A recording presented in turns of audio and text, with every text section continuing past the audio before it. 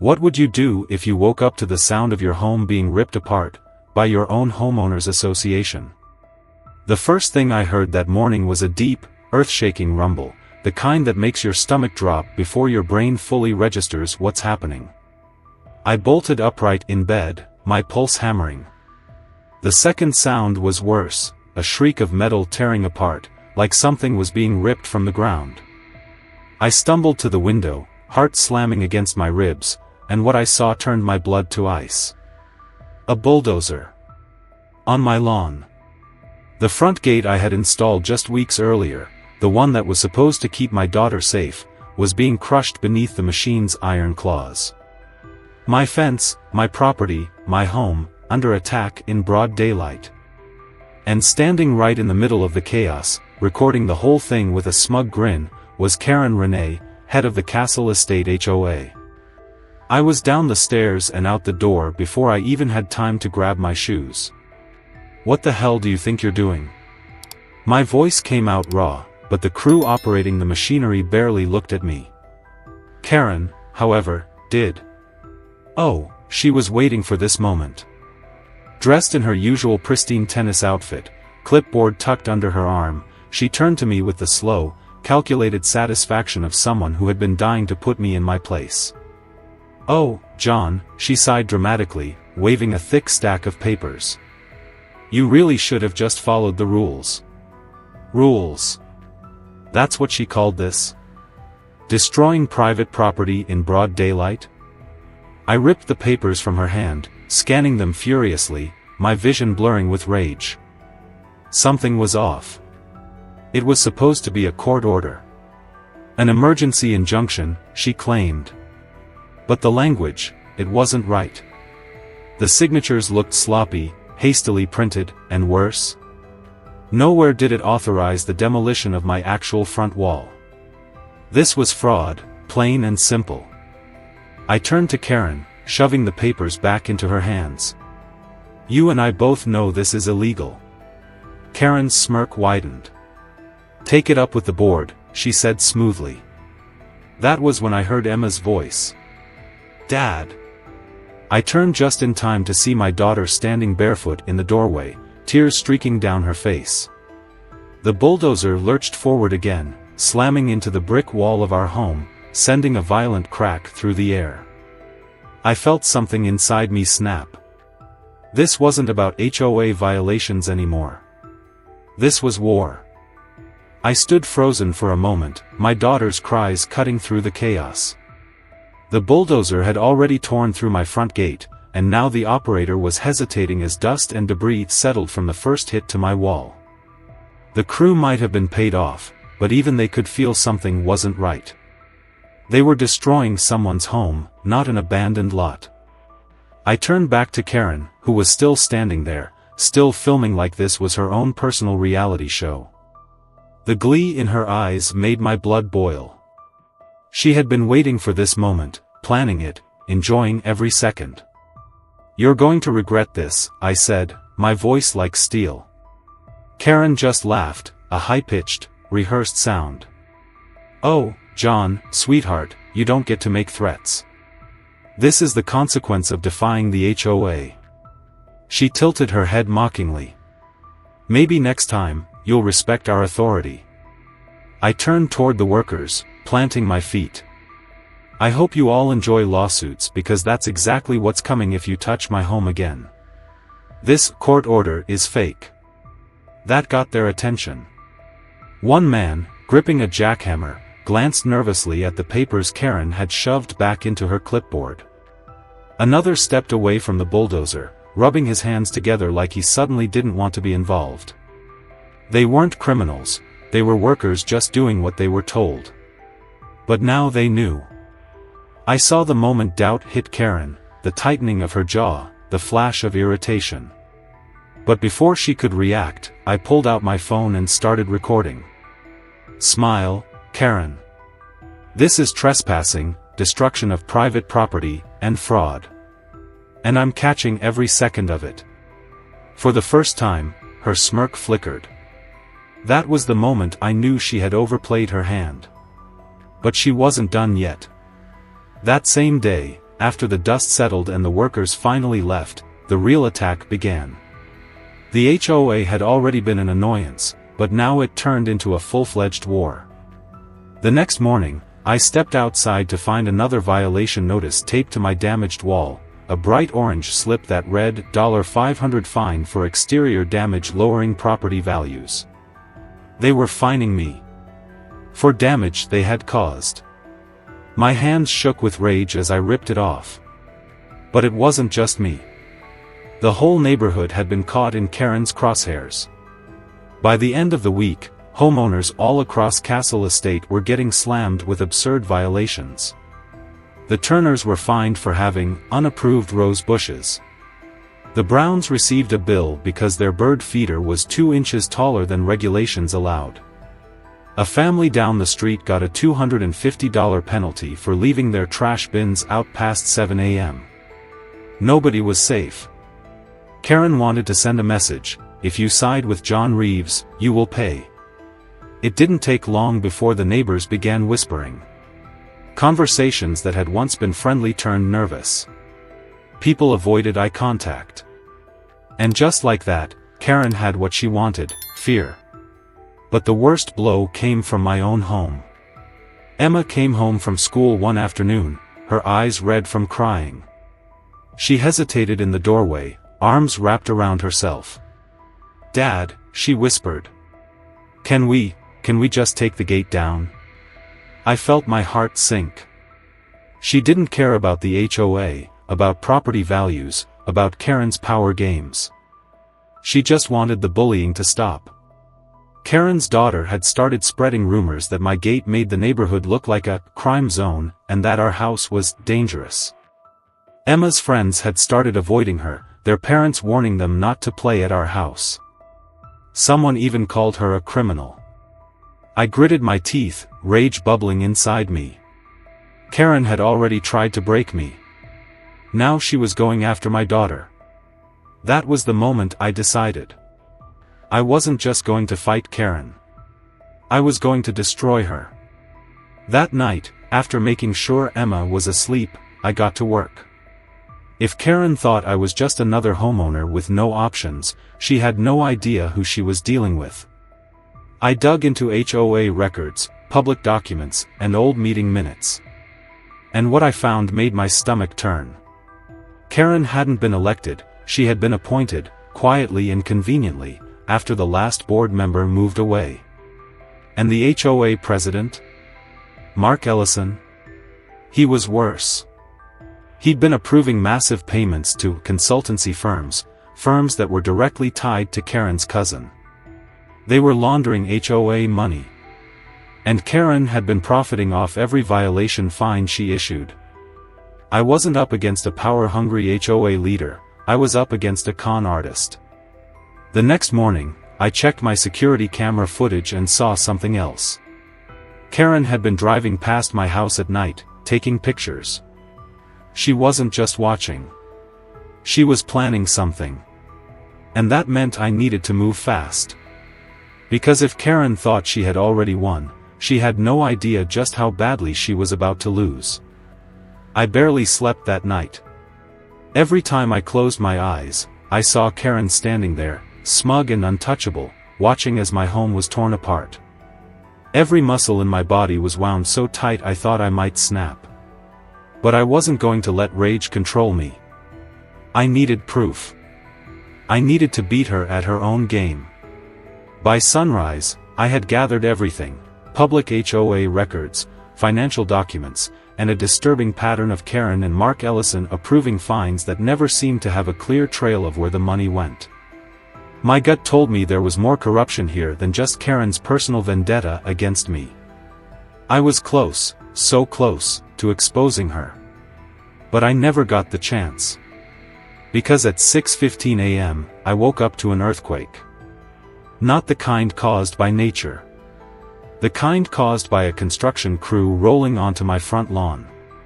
I shot up in bed, adrenaline spiking, and sprinted to the window.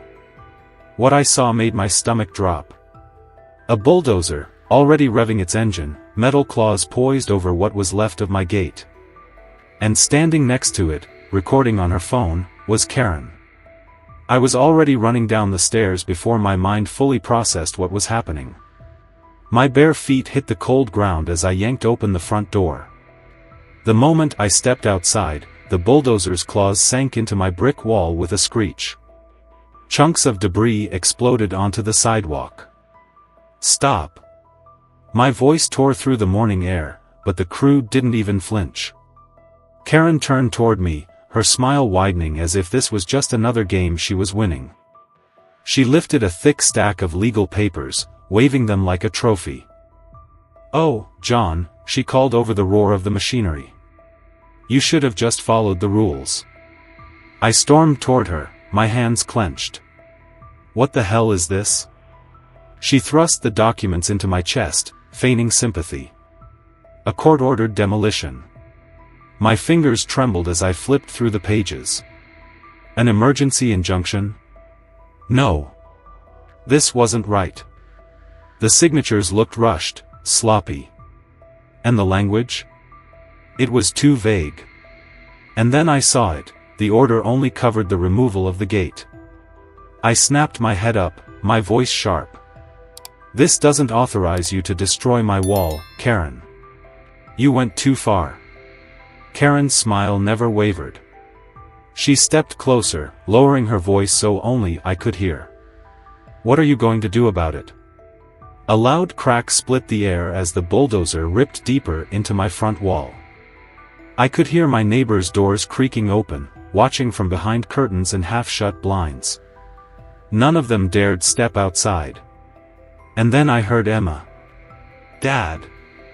I turned just in time to see my daughter standing in the doorway, her small frame shaking, eyes wide with terror. She had already watched criminals try to take her away once. And now, here she was, watching the people who were supposed to protect our community destroy our home. Something inside me snapped. I turned my phone toward Karen and hit record.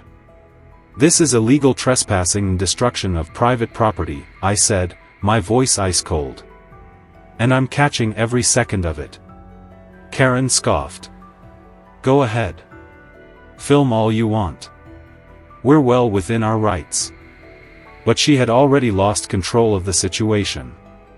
Because at that moment, another car pulled up. A sleek black sedan. And stepping out of it, looking pale as a ghost, was Mark Ellison. The moment he saw me, he froze. His hands tightened around the folder he was carrying, knuckles white. Karen turned toward him, triumphant. "Richard, we're handling this beautifully." Mark barely managed a nod. I took a slow step forward, locking eyes with him. "You know this is illegal," I said, keeping my voice low, steady. Mark swallowed hard. "We have the right to enforce." "No, you don't."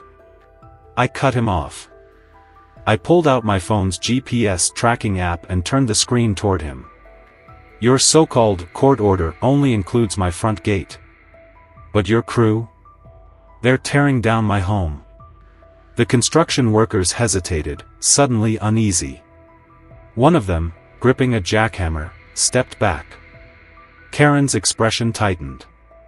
I took another step forward. "This is private property. And right now, your entire crew is committing criminal trespass."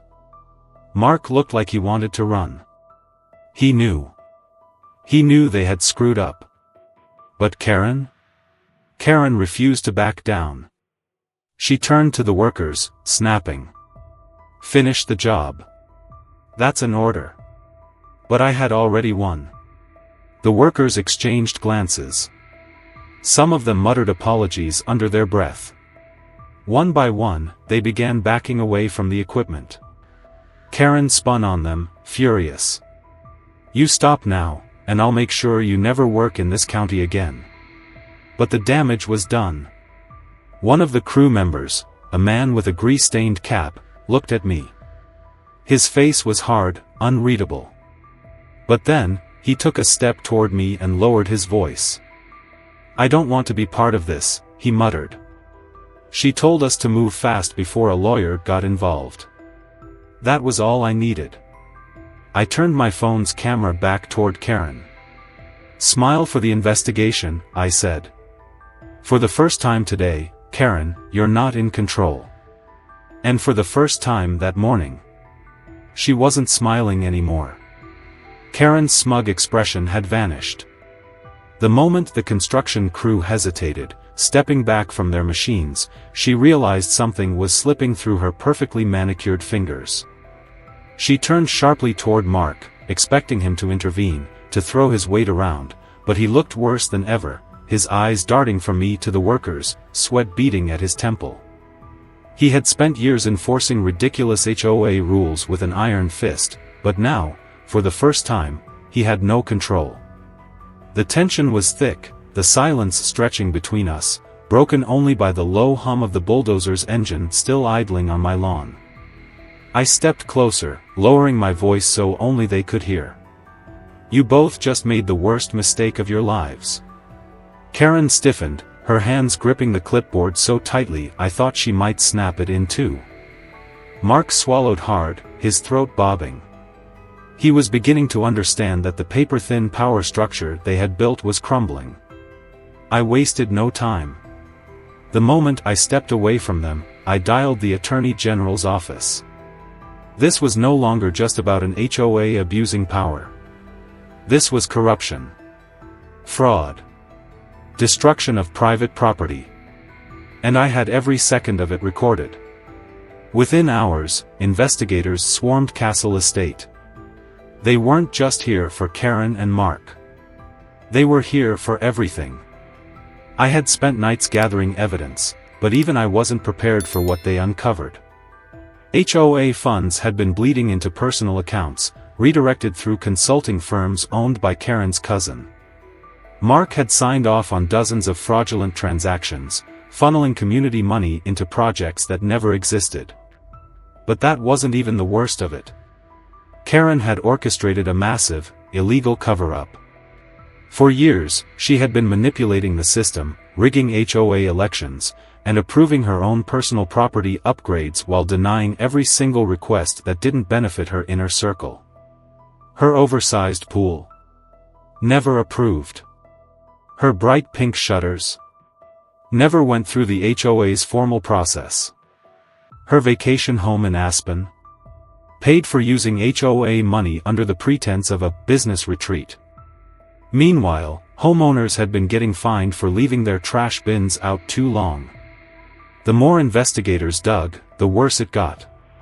But the final piece, the thing that sent this entire case spiraling into something even darker, was the court order she had used to destroy my home. Karen had forged a signature. Not just any signature, a neighbor's name who had no idea their name had been used in an official complaint. Karen needed a reason to justify demolishing my property, so she fabricated one. But that still wasn't enough to get a judge to sign off on an emergency demolition order. That's where her true deviousness came in. She had bribed Judge Harrison Wells, an old family friend of her late husband. He had already approved questionable rulings for her before, small cases that no one thought twice about. But this time, she needed something bigger. The night before the court filing, she invited him to a private dinner at an exclusive country club.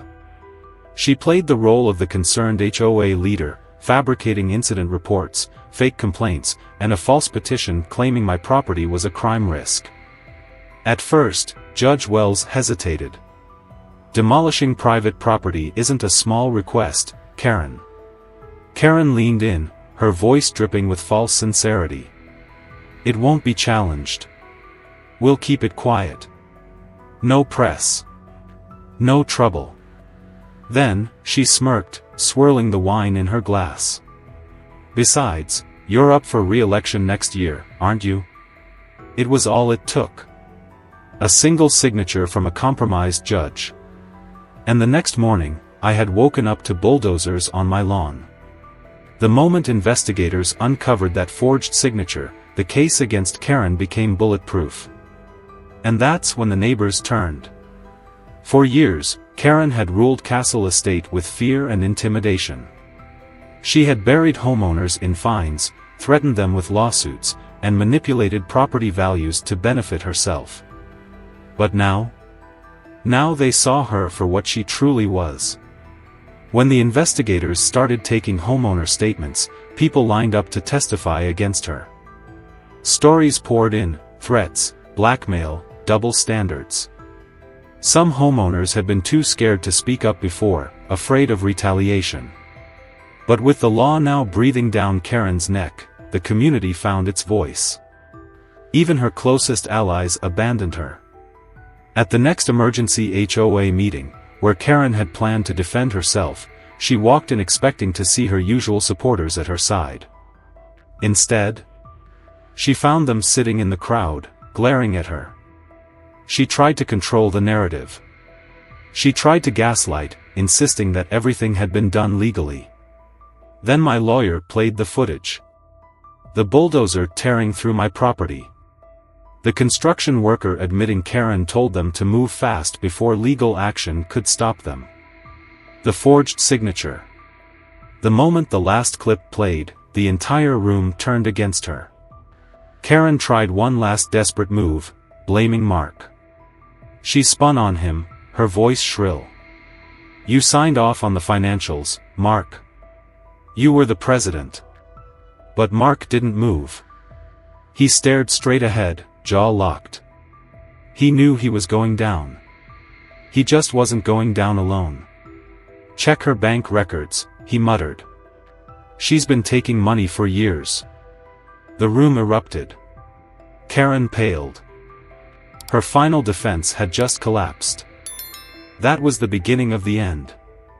The very next day, Karen and Mark were officially removed from the HOA board. But that was just the start of their problems. The Attorney General had enough evidence to press charges. And before Karen even had time to spin another web of lies, she was being hauled into court. Karen sat in the courtroom, her once unshakable confidence reduced to nothing but a trembling wreck of desperation. Gone was the smug smirk, the superiority, the rehearsed charm she had used to manipulate the community. In its place was a woman who finally realized she had lost. The charges against her and Mark Ellison were severe: fraud, document forgery, illegal property destruction, embezzlement, and abuse of power. The judge didn't hold back. Not only were they forced to pay massive fines, but they were also personally liable for the damage done to my home and other homeowners who had suffered under their reign. Karen fought it, of course. She tried to delay, to appeal, to pull strings just like she always had. But this time, no one was left to protect her. And the worst part? Karen wasn't just facing financial ruin. She was facing prison time.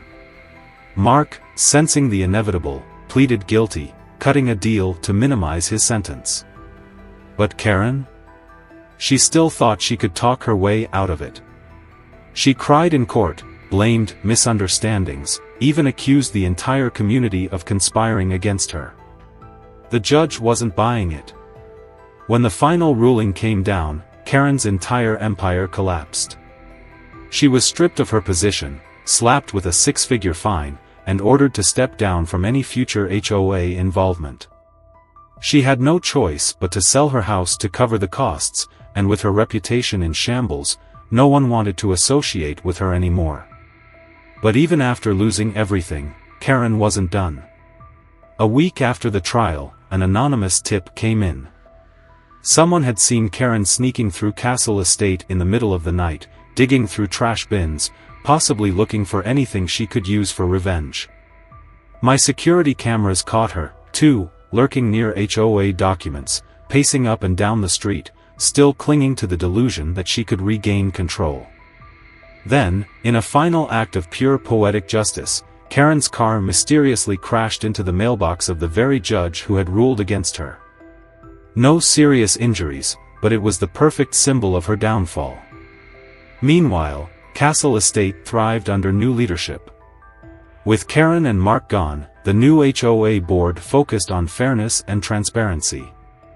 Homeowners no longer lived in fear of ridiculous fines. And my security gate? It was rebuilt, this time, with HOA approval, paid for by Karen's restitution.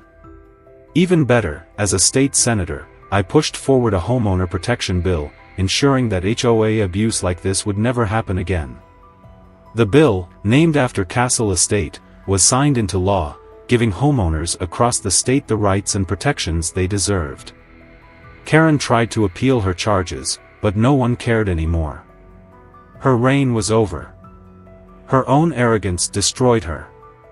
And if there's one thing I learned, it's that bullies always think they're untouchable, until the moment they fall. Now, I have to ask, have you ever felt powerless against an HOA or a Karen abusing their authority? Share your experience below, let's see who had it worse.